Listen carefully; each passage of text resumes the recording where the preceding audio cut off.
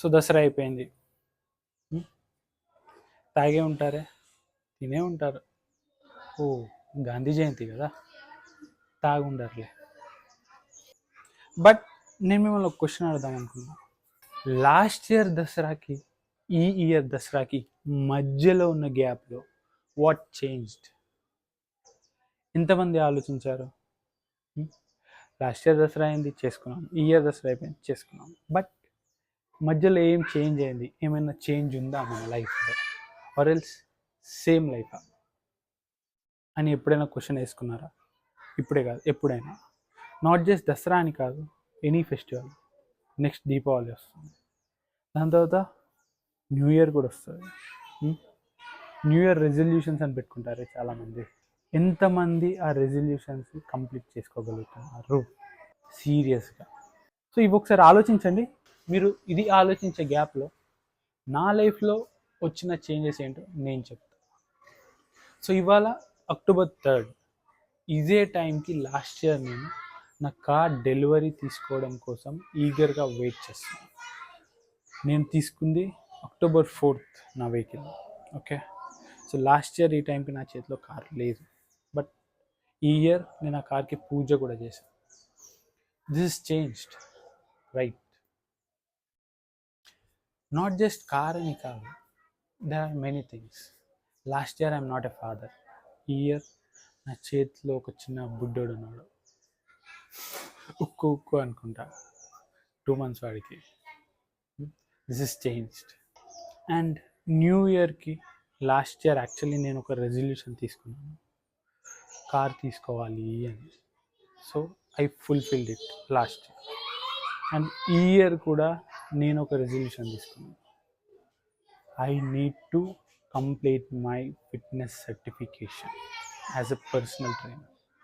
So ఈ year Dasara వచ్చే వరకు I'm a certified personal coach.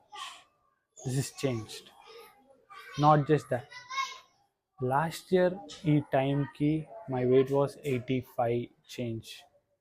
But ఈ ఇయర్ వచ్చేసి ఇట్స్ 79 చేంజ్డ్. ఫిట్నెస్లో ఐఎమ్ వాస్ కమిటెడ్. నేను తగ్గాలి అనుకున్నాను, తగ్గాను. తగ్గడము అంటే ఫ్యాట్ లాస్ మాత్రమే, మజిల్ లాస్ అయ్యి షార్ట్ కట్స్ తీసుకొని వీక్నెస్ తెచ్చుకోవడం కాదు. లాంగ్ వే అయినా ప్రాపర్ వే నేను తీసుకున్నాను. ఇప్పుడు నాది నేను మాత్రమే కాదు, I can train some other people also. I'm in that position. And last year నాకు లైట్ బెల్లీ ఉండే. ఈ ఇయర్ 4 packs వచ్చాయి.